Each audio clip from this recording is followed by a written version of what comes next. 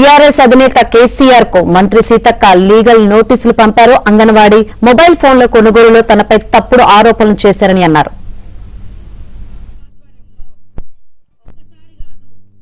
నిన్నటి నుంచి మేము సెల్ ఫోన్లు పంచుతా ఉంటే ఈరోజు మా మీద తప్పుడు ఆరోపణలు చేస్తూ మరి కోట్ల కుంభకోణాలని చెప్తున్నారు.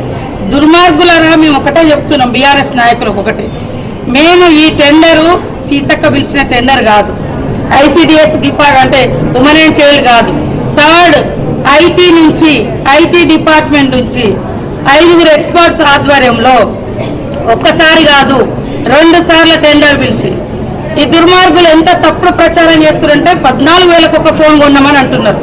14,000 కాదు, 14,000 కోసం ఒక టెండర్ వస్తే ఆ టెండర్ క్యాన్సిల్ చేసినాము. బీఆర్ఎస్ అధినేత కేసీఆర్ కు మంత్రి సీతక్క లీగల్ నోటీసులు పంపారు. అంగన్వాడీ మొబైల్ ఫోన్ల కొనుగోలులో తనపై తప్పుడు ఆరోపణలు చేశారని అన్నారు. సో లీగల్ నోటీసులు ఏం పేర్కొన్నారంటూ తెలుసుకుందాం. మరిన్ని వివరాలు అందించేందుకు మా Telangana bureau in-charge Naveen phone line ద్వారా సిద్ధంగా ఉన్నారు. నవీన్.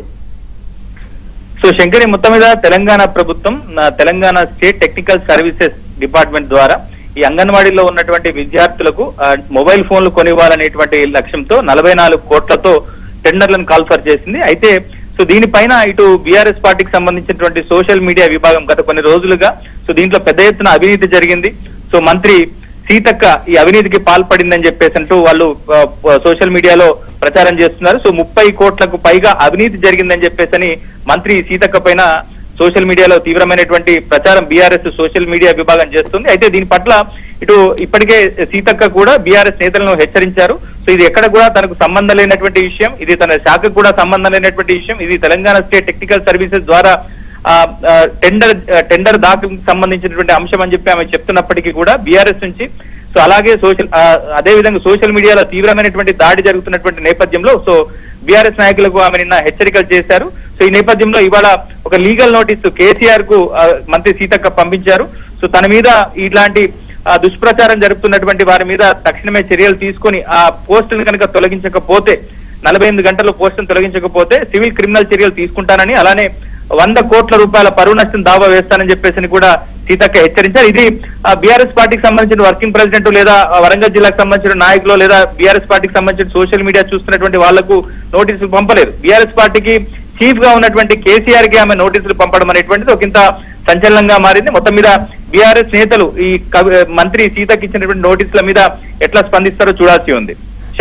అయితే సీతక్క 100 కోట్ల దావా వేస్తానని కూడా గట్టిగా చెప్తున్నారు. ఏమన్నా స్పందించే అవకాశం ఉందా? బీఆర్ఎస్ వర్షన్ ఏ విధంగా ఉండే ఛాన్స్ ఉందంటారు? ఆమె 48 గంటల డెడ్ లైన్ కూడా ఇటు కేసీఆర్ కు విధించింది. ఎందుకంటే బీఆర్ఎస్ పార్టీకి సంబంధించి ఇటు ముఖ్యంగా తెలంగాణ రాజకీయాల్లో సో సోషల్ మీడియా వారు ఇటు కాంగ్రెస్ నుంచి బీఆర్ఎస్ నుంచి జోరుగా సాగుతోంది. అయితే ఇటు ఈ స్థాయిలో అంటే మంత్రి సీతక్క మీద దురుద్దేశపూర్వకంగా కామెంట్స్ చేస్తున్నారని చెప్పేసి ఆమె ఆరోపిస్తున్నారు. తనకు సంబంధం లేనటువంటి ఇష్యూలో కూడా తనను లాగుతున్నారని చెప్పారు. అలానే సోషల్ మీడియాలో కూడా చాలా అభ్యంతరకమైనటువంటి భాషలో ఆమె మీద వ్యాఖ్యలు చేస్తూ బీఆర్ఎస్ పార్టీకి సంబంధించిన సోషల్ మీడియా పోస్టులు పెడుతున్నారని చెప్పేసి కూడా సీతక్క చెప్తున్నారు.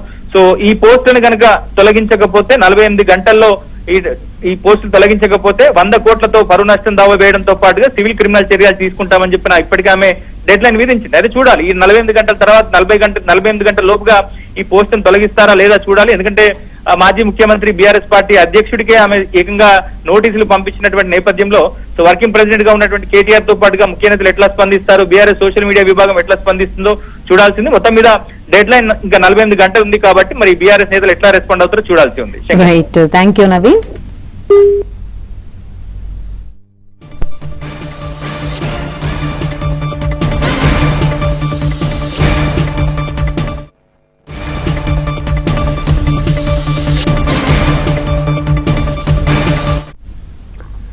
బీఆర్ఎస్ అధినేత కేసీఆర్ కు మంత్రి సీతక్క లీగల్ నోటీసులు పంపారు. అంగన్వాడీ మొబైల్ ఫోన్ల కొనుగోలులో తనపై తప్పుడు ఆరోపణలు చేశారని అన్నారు.